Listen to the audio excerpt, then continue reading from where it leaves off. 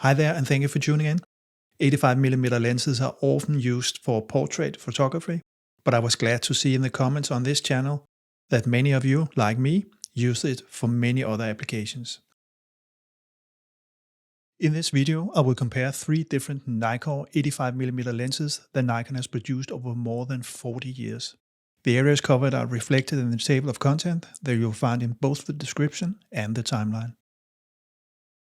The first lens is the good old AI lens, the second one is the G lens or AF-S, and the final one is the Z lens for the mirrorless mount. I've made individual reviews of all 3 lenses. Please see the links that appear top right if you want to take a closer look at one of these lenses.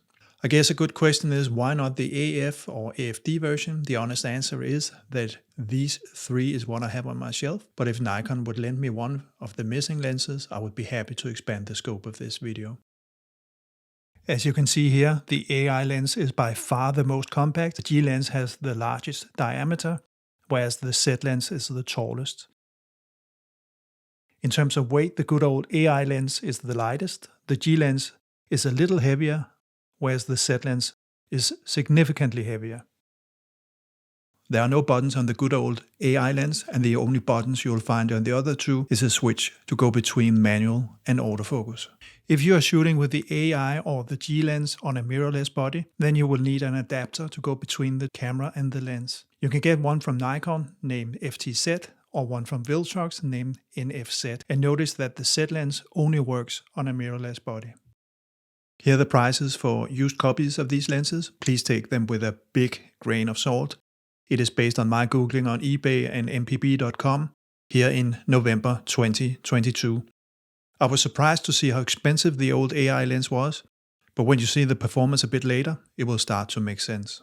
If we start out at f8, where most lenses perform well, you will see if we go to the center on the old AI lens here on a dollar bill, you can see that the performance is really good. The resolution is really good, and when I compare to the G and the Z lens, I can hardly see the difference here on the 24 megapixel Nikon Z6ii Mark II sensor. So I think we're seeing the limitations of the sensor rather than the limitations of the glass.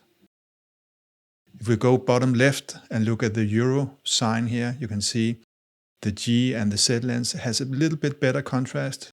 It looks a little bit washed out, the AI lens to the left, but otherwise I would say impressive performance by this 40-year-old lens that you see to the left.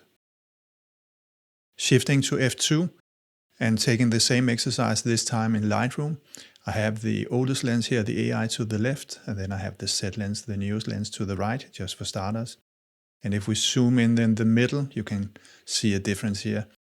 In the pillars, you can see the lines. They are not as well defined as they are with the Z lens, and also when we see the clouds just above the building, you can see there, I would say there is a significant difference.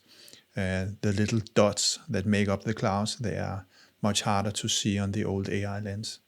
Going bottom left to look at the Euro node sign, it's the same story a little bit, maybe a little bit stronger here, that the resolution is actually okay, but it's the contrast that's perhaps the biggest difference. Going to another corner here, you can see the pillars. There's actually a bigger difference here if you ask me. Clearly both the contrast and the resolution is not as good on the old AI lens as it is on the modern Z lens. Another corner here, you can again see the difference. The old AI lens is struggling relative to the modern Z lens. Finally, just to compare the G lens and the Z lens, they perform very similarly. If you ask me, here going close to the center, I would say it's a very close call. I can't see the difference. Maybe you need to go to a high resolution camera like the Nikon Z7 in order to see the difference here, but maybe there's a little bit difference in some of the clouds, but otherwise I think they're very similar. Looking at the bokeh here, I think stop down at f8, you need to be a photographer to notice the difference, but clearly the straight blade of the old AI lens gives a difference. If we open up, you can see that the straight blades at 2.8 give some differences here, and I think both the G and the Z lens has the most beautiful bokeh here. Comparing the two, at 2.8, the AI and the Z, I think you will need to be a photographer to notice, but of course there is a difference here, as you can clearly see here, between these two images. You will notice the chromatic aberrations with the AI lens as we zoom in here on the book. Notice the out of focus text beyond the focal plane.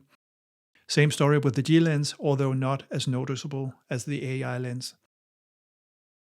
The Z lens is best in class, and this is one of the best performing Nikon lenses I've ever seen when it comes to CA. The difference between worst and best is significant, and had I shot into the sun, the difference would have been even more noticeable. The AI lens has straight blades, and in my humble opinion, this gives the most beautiful Sunstars, where the spikes get more and more slim as the distance from the center increases. The G lens has rounded blades and yields some very busy Sunstars that I really don't like. The Z lens has some surprisingly good Sunstars considering the rounded blades, but my favorite is still the Sunstars from the AI lens. Flare control here with the AI lens is worthy of a Stanley Kubrick movie. Notice the beautiful circle to the left in front of the computer screen. The G lens tries to dampen the flare, but only does it halfway and yields a green color, as you can see, colored by the coating, I think. Finally, the Z lens takes the flare control with emphasis on control and gives some of the best dampened flare I have ever seen. Personally, I like either the AI version that simply lets go of the flare, or the Z that controls it tightly, whereas the G, to me, is stuck in the middle and not very helpful.